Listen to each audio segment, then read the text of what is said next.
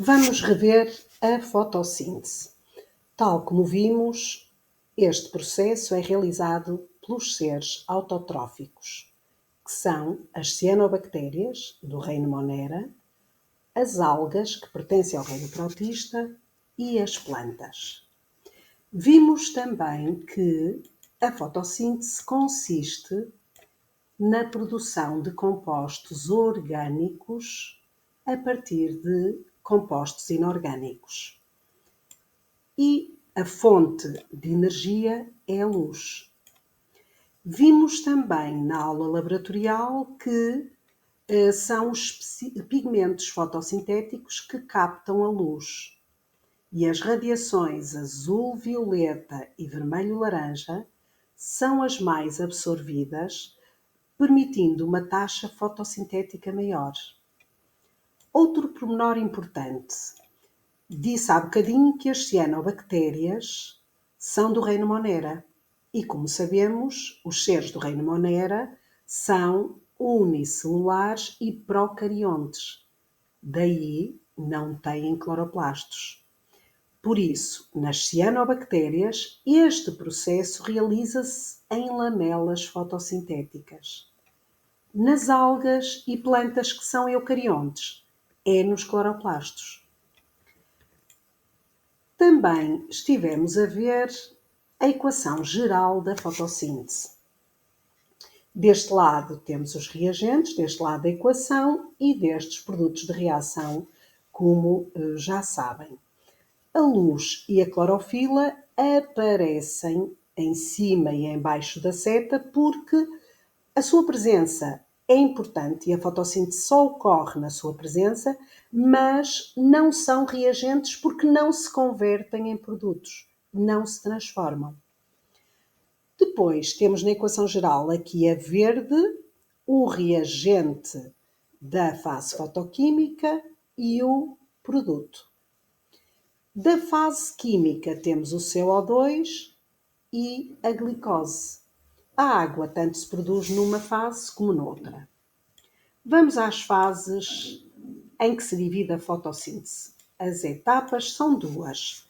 Fase fotoquímica, que, como o próprio nome indica, ocorre na presença de luz, e a fase química, que não depende diretamente, como vamos ver, da luz. Quanto à fase fotoquímica, ela ocorre no cloroplasto, que aqui vemos, mais propriamente nos tilacoides, cujo conjunto já vimos que forma granum. O plural de granum, grana. Ora bem, o que é que acontece então? Nesta fase, como já vimos, intervém a luz e a luz, ao incidir, vai ser captada por pigmentos fotossintéticos, as clorofilas A e B, que se encontram nas membranas dos tilacoides. O que é que acontece a estes pigmentos, a estas clorofilas? Vão ser oxidados, ou seja, vão ceder eletrões. E esses eletrões vão entrar numa cadeia transportadora de eletrões, constituída por proteínas nesta membrana e que vão passando entre si os eletrões. São as chamadas reações de oxidação-redução. A molécula que perde eletrões fica oxidada, a que recebe fica reduzida. Por isso, a primeira etapa na fase fotoquímica é a oxidação da clorofila. As clorofilas perdem eletrões. A seguir ocorre a oxidação da água, que era chamada de fotólise. Já não é, porque estudos mais recentes indicam que a água não se desdobra, não oxida, por influência da luz. E o que é que acontece? Então a água vai se desdobrar nos seus constituintes. 2 eletrões, 2 prótons, H+, e meia molécula de oxigênio. E é daqui que se liberta, e temos aqui, a seguir à oxidação da água, a libertação de oxigênio. Por isso já temos a entrada de água e a libertação de oxigênio como terceira etapa. Ainda neste processo, na tal cadeia transportadora de eletrões, o último aceitador de eletrões é o NADP, que na sua forma oxidada é NADP+. Quando recebe eletrões, fica reduzido, NADPH. E este NADPH vai ser utilizado na fase química. Entretanto, nesta passagem de eletrões ao longo da cadeia transportadora de eletrões, há energia que se liberta e que vai formar ATP, adenosina trifosfato. É uma substância química que acumula energia e que tem 3 fosfatos. E é entre os grupos fosfato que existe energia. Quando se quebra, liberta-se essa energia. Por isso, este ATP, quando é hidrolisado, origina ADP mais fosfato, que aqui está PI, porque é fosfato inorgânico, fosfato do meio. Ora bem, fase química, já tínhamos visto, o CO2 entra, é fixado nesta fase e vai-se ligar aqui a uma substância que é a ribulose difosfato, que é uma pentose.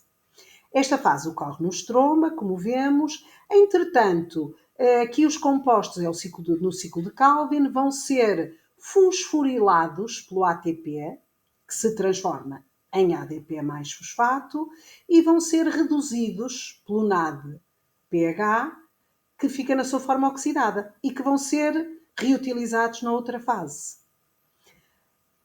Entretanto, depois de fosforilados e reduzidos, vamos ter produção de glicose.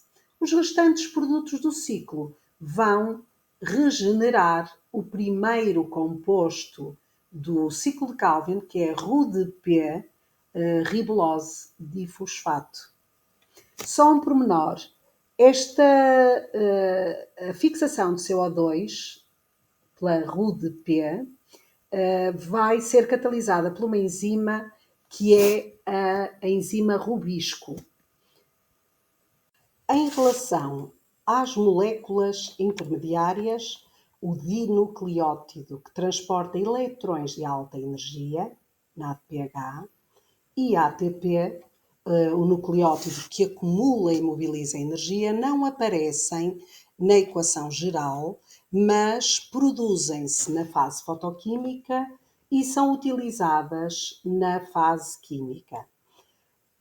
O NADP participa em reações de oxidação-redução. Oxidação acontece quando esta molécula perde eletrões. Por isso é neste sentido. E fica na sua forma oxidada, NADP+. Por isso, quando perde os eletrões, fica NADP+. Quando recebe eletrões, fica reduzida NADPH. Se repararem, ela fica NADPH porque, associados a esta transferência de eletrões, há também prótons H+. Quanto ao ATP, a síntese da ATP ocorre neste sentido. Esta é a adenosina difosfato, só tem 2 grupos fosfato, enquanto que o ATP tem 3 fosfatos. Quando ao ADP, adenosina difosfato, se une um fosfato, origina ATP.